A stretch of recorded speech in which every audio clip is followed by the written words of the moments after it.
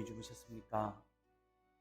3월 13일 월요일 새벽기도의 찬송가는 502장 빛의 사자들이여입니다. 함께 읽으실 말씀은 갈라디아서 1장 6절에서 10절의 말씀입니다.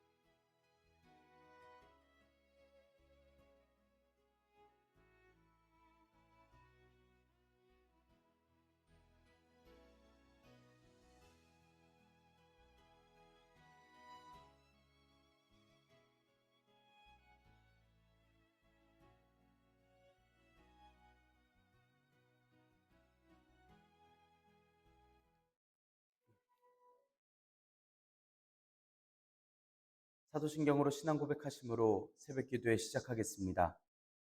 전능하사 천지를 만드신 하나님 아버지를 내가 믿사오며 그 외아들 우리 주 예수 그리스도를 믿사오니 이는 성령으로 잉태하사 동정녀 마리아에게 나시고 본디오 빌라도에게 고난을 받으사 십자가에 못 박혀 죽으시고 장사한 지 사흘 만에 죽은 자 가운데서 다시 살아나시며 하늘에 오르사 전능하신 하나님 우편에 앉아 계시다가 저리로서 산자와 죽은 자를 심판하러 오시리라.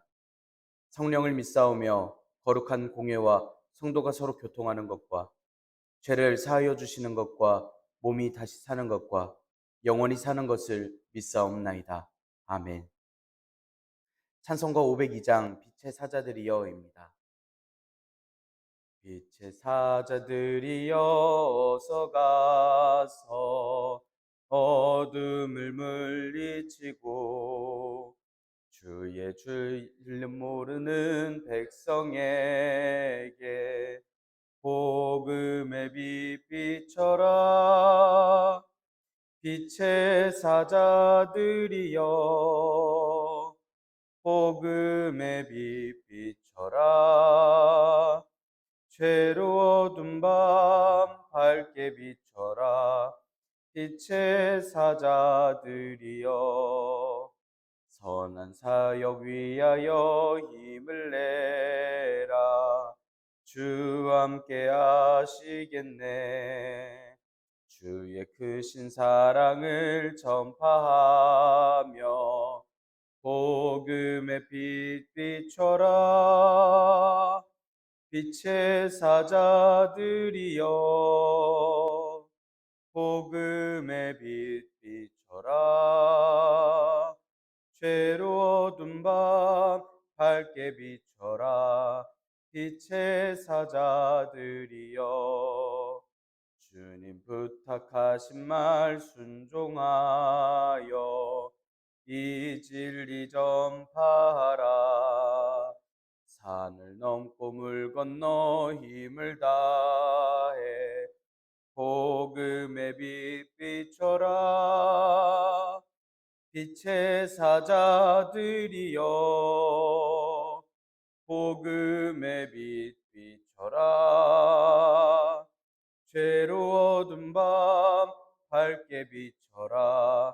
빛의 사자들이여 동서남북 어디나 땅끝까지 주님만 의지하고 눈 어두워 못 보는 백성에게 복음의 빛 비춰라. 빛의 사자들이여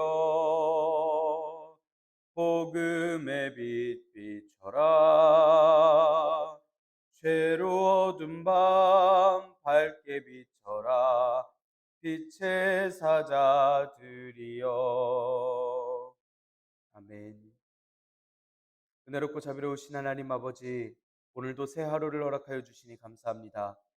주님의 부르심을 듣고 모인 저희들 하나님께 찬양하고 기도할 때 들어주시오며 저희를 받아주시옵소서.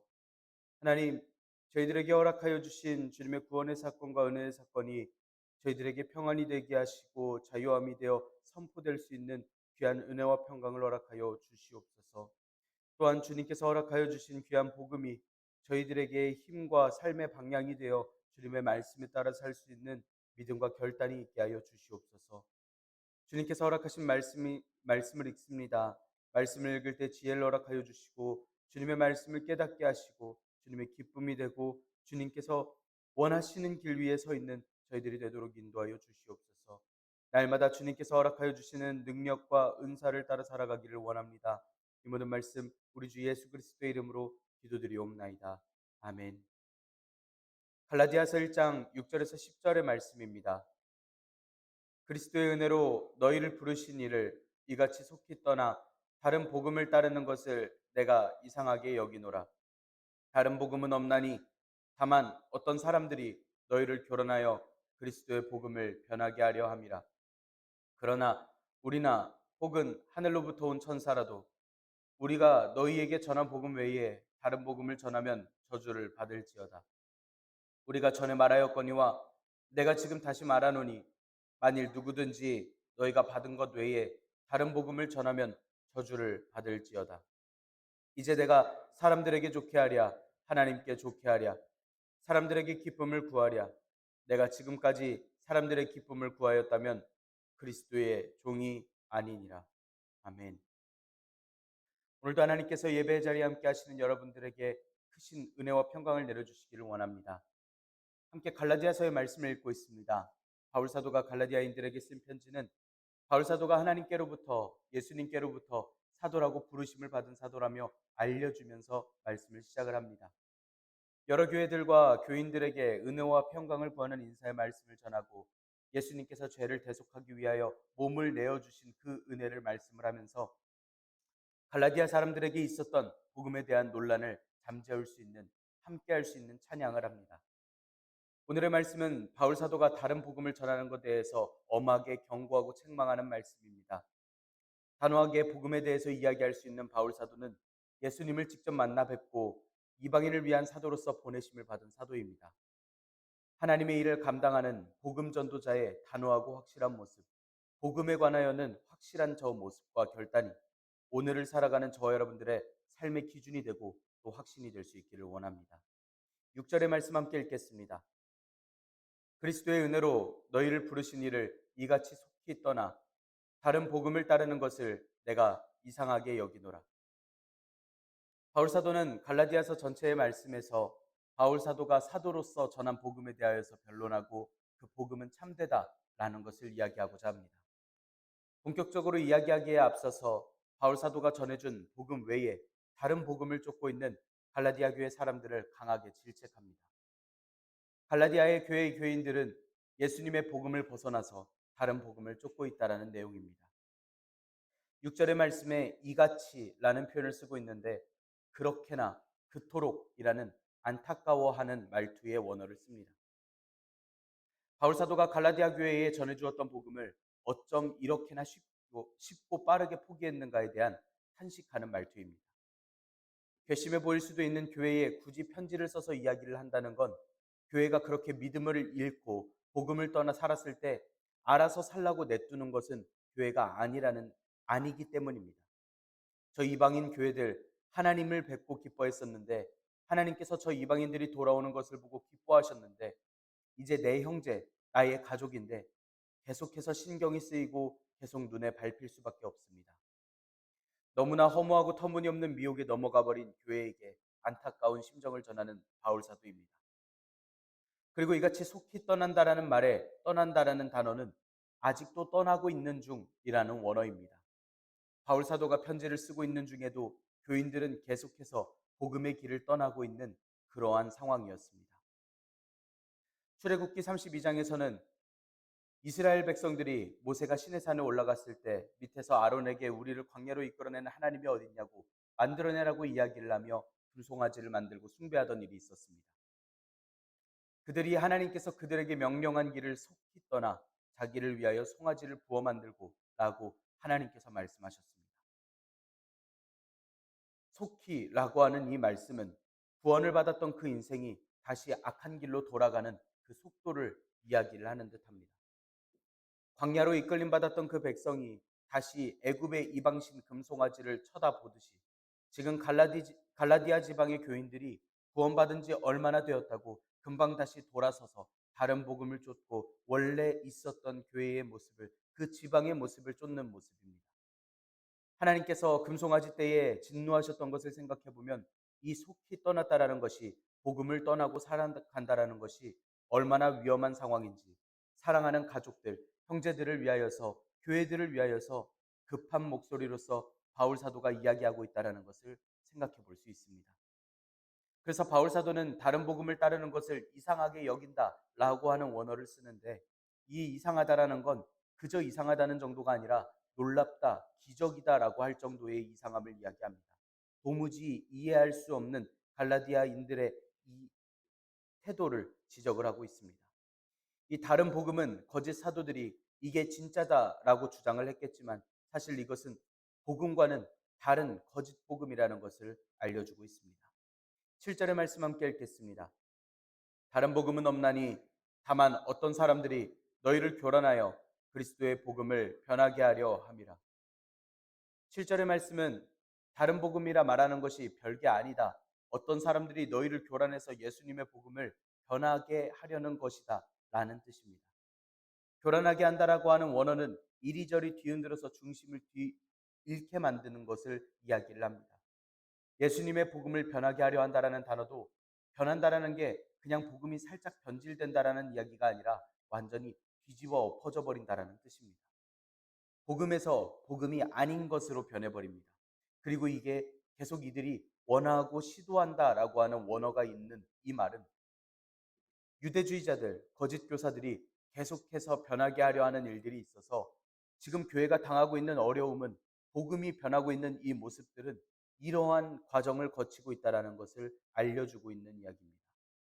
바울 사도의 말투 그대로 이야기를 해보자면 예수님의 복음이라는 것은 사실 이런 것입니다. 교회는 늘 닮아가야 하고 하나가 되어야 하고 흔들림 없이 예수님께서 우리를 위하여 이 땅에 오셨다는 것, 고난 박해 당하시고 돌아가시고 다시 사셨다는 것, 우리를 위하여 중보하시고 그 이름을 믿으면 천국을 간다라는 것, 그것이 바로 복음입니다. 교회를 다니면서 수도 없이 들어왔던 이 말입니다. 교회는 특이한 것, 별것에서 구원을 얻지 않습니다. 오직 예수님의 복음만을 향하여 예수님을 닮길 위하여 살아가는 것이 교회입니다.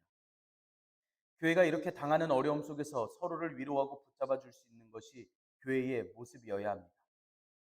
교회의 이상적이고 아름다운 모습들은 늘 우리 터교회를 통하여 보고 늘 배웁니다.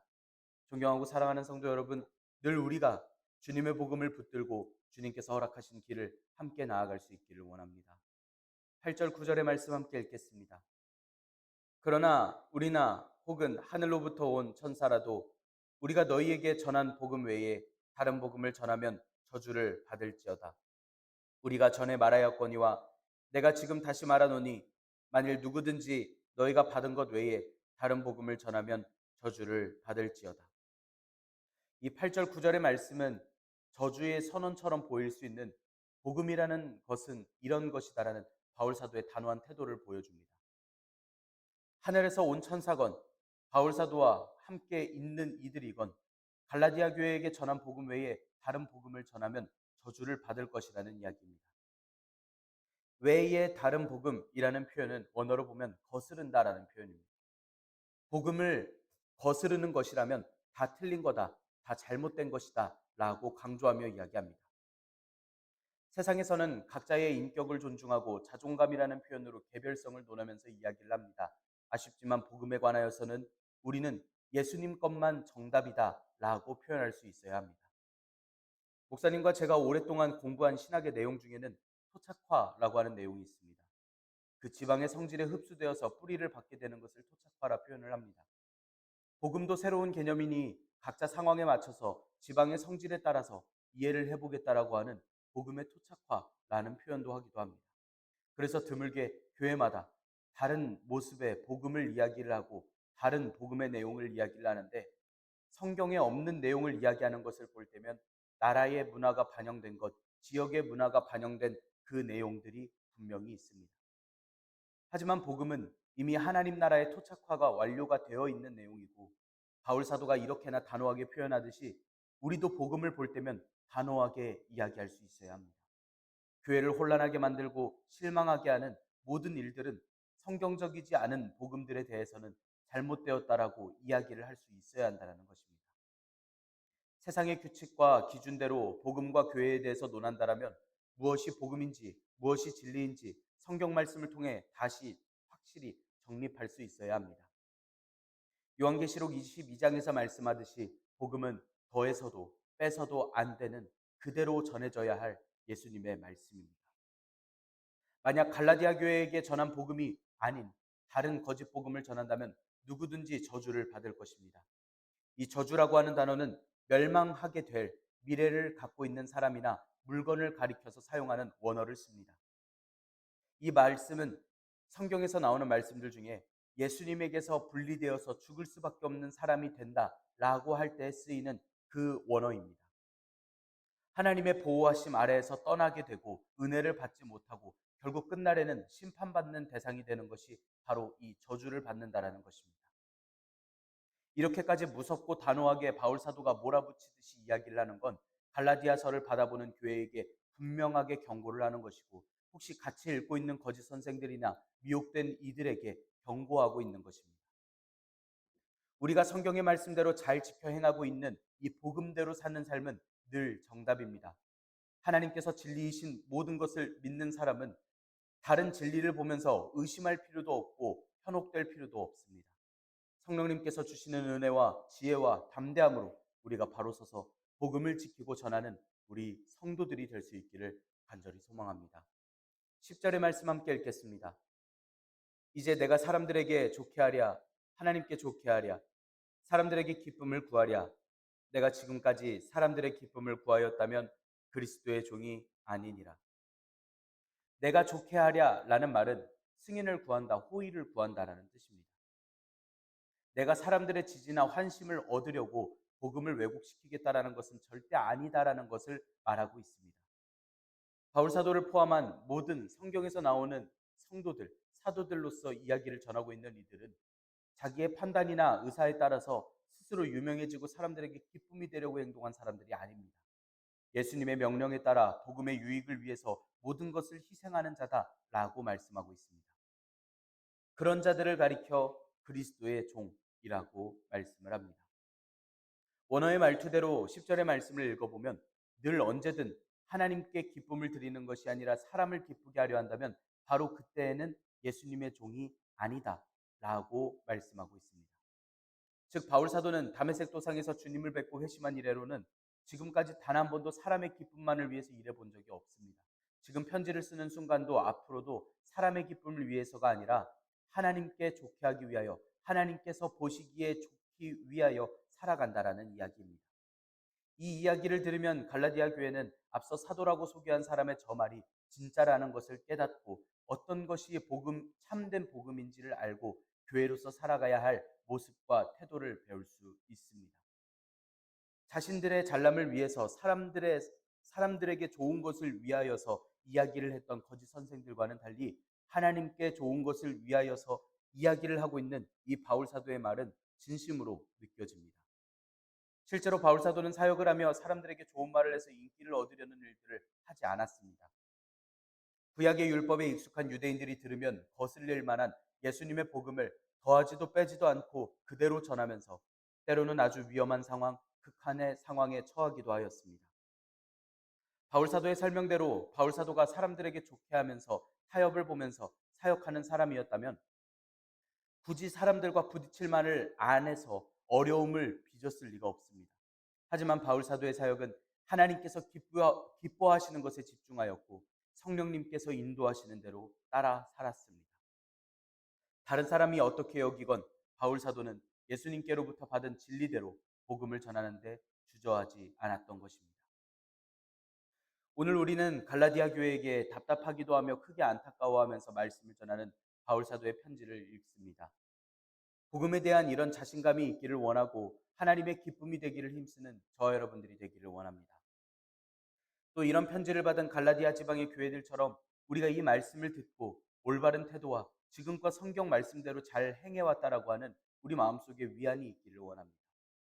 든든하게 참된 복음을 다시 설명해주고 조심해야 함을 일러주는 이런 위로의 말씀과 또한 가르침의 말씀이 이 모든 것을 깨닫고 서로를 격려해줄 교회와 함께 또한 우리가 믿음을 지키는 모든 상황을 알고 계시며 지금 이 순간에도 함께하여 주시는 우리 성령님과 함께 우리는 오늘 하루를 살아갈 수 있습니다. 우리가 오늘도 주님과 함께 동행하며 주님의 복음을 지키며 주님의 말씀대로 행하며 살아갈 수 있기를 원합니다. 우리는 하나님께 기쁨이 되기를 힘써 행하는 주님의 교회입니다. 기도하겠습니다. 은혜롭고 자비로우신 하나님 아버지, 저희들에게 소명을 허락하여 주시고 주님의 말씀에 따라 살도록 인도하여 주시니 감사합니다. 바울 사도가 갈라디아 교회에게 복음을 저버린 이들에 대하여 단호하게 이야기함을 듣습니다. 하나님, 저희들이 성경의 말씀대로 성령님의 인도하심대로 마음과 태도를 정하여 살아가기를 원합니다. 복음에 관하여서는 결코 양보하지 않고 하나님의 기쁨을 위해서 담대할 수 있도록 인도하여 주시옵소서. 저희를 미혹하고 시험하는 일들 중에서도 마음의 결단이 있게 하여 주시옵소서. 교회가 어려움을 겪을 때 말씀으로 기준을 삼고 서로를 가르치고 위로하게 하여 주시옵고, 말씀을 듣고 지혜대로 행할 때에 삶을 변화하고 성숙하게 하여 주시옵소서. 인생이 변화되고 주님의 기쁨이 되기를 집중하는 저희들이 되도록 인도하여 주시옵소서. 이 모든 말씀 우리 주 예수 그리스도의 이름으로 기도드리옵나이다. 아멘. 하늘에 계신 우리 아버지여, 이름이 거룩히 여김을 받으시오며 나라가 임하시오며 뜻이 하늘에서 이루어진 것 같이 땅에서도 이루어지이다. 오늘 우리에게 일용할 양식을 주시옵고, 우리가 우리에게 죄 지은 자를 사하여 준 것 같이 우리 죄를 사하여 주시옵고, 우리를 시험에 들게 하지 마시옵고 다만 악에서 구하시옵소서. 나라와 권세와 영광이 아버지께 영원히 있사옵나이다. 아멘. 우리 이 시간 함께 기도하기를 원합니다. 오늘의 말씀을 지켜내기 위하여 주님의 복음대로 주님의 말씀대로 살아갈 수 있는 성령님의 지혜와 은혜를 간구하며 함께 기도하기를 원합니다. 우리 성도님들의 삶과 생활을 위하여서 함께 기도합니다. 또 우리 주일학교를 위하여서 청년들을 위하여서 함께 기도하시기를 바랍니다. 이 시간 한 목소리로 함께 기도드리겠습니다.